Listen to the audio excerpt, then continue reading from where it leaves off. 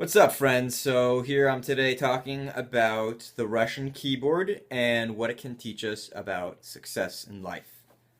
So I got my Russian keyboard in the mail yesterday.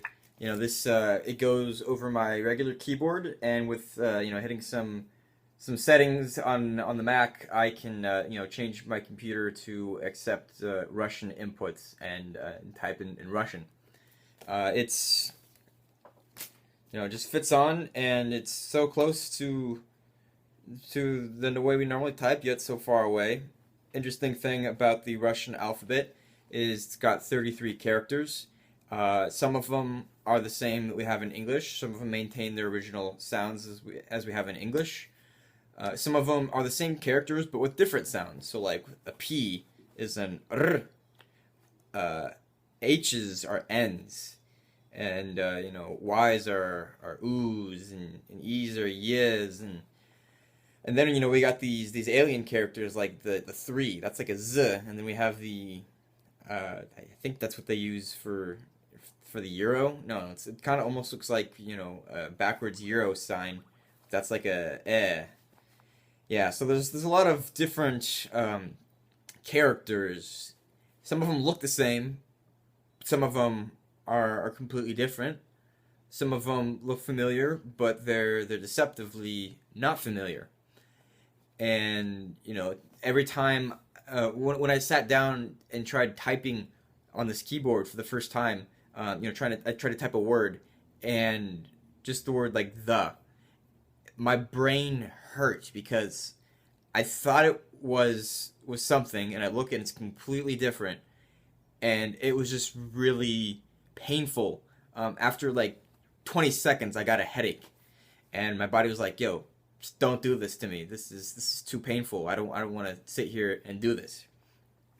So I mean, I had a long day. This was like at night, so and I already done a lot of harder things, studied Russian earlier, so I just set it aside and came back to it today, and I used a Russian training program or a Russian typing program. It was actually kind of fun. It was a little bit easier to do. It's still a struggle, but instead of having the entire keyboard and trying to like find the ones to do, it broke it down for me, and it's having me like gain proficiency on typing like these little things.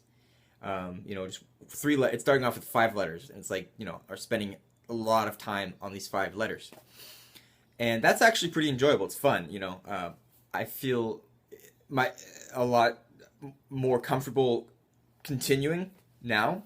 It's less painful. I'm sure I'm gonna hurt myself again. I'm gonna have these headaches because I'm gonna hit a wall again. But it'll be in the pursuit of achieving mastery over this keyboard and achieving fluency in this keyboard.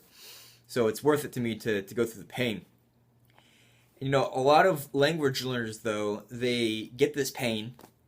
They come across something that's so unfamiliar that they don't want to continue because it hurts them, because their brain like looks at it. Their brain is so used to thinking that things are a certain way, that people speak in a certain way, that as soon as like you change it around, it hurts your brain to try and process it. If when you go to a foreign country the first time, and like everybody just is speaking to you in a different language, it can hurt. And I think a lot of people get turned away from learning a language because they associate language learning with pain. They feel uncomfortable, and in order to avoid the pain, they just avoid that stimulus which caused them that pain. And there's always going to be pain when you're learning something new. That's your comfort zone is being you're reaching the edges of your comfort zone, and you have to push it further and further away in order to learn something new.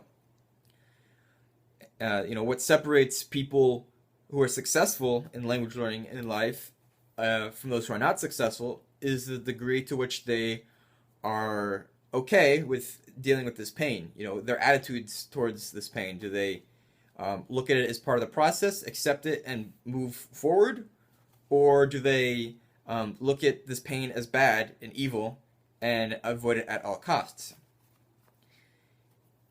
anything new that you're trying to do, any new skill you're trying to learn, there's going to be pain. And if you really want to reach that goal that you say you want to reach, then you have to be prepared to push on forward when you're uncomfortable.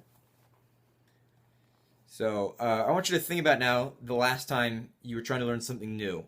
Did you come across this pain? Did you feel this discomfort? And then what did you do? Did you push forward and overcome it, and then try again the next day and felt more uncomfortable, and then you pushed it forward again and again and again and again until you learned something new? Or did you come across this pain and run away from it because it was just too painful? I want you to think about that, and if you want, you can share in the comments below, your thoughts, your experiences, so that others can benefit. And we'll be back again tomorrow for another video. You can go ahead and like, subscribe to the channel. We do a lot of these videos about learning and stuff, so subscribe and come back for more tomorrow.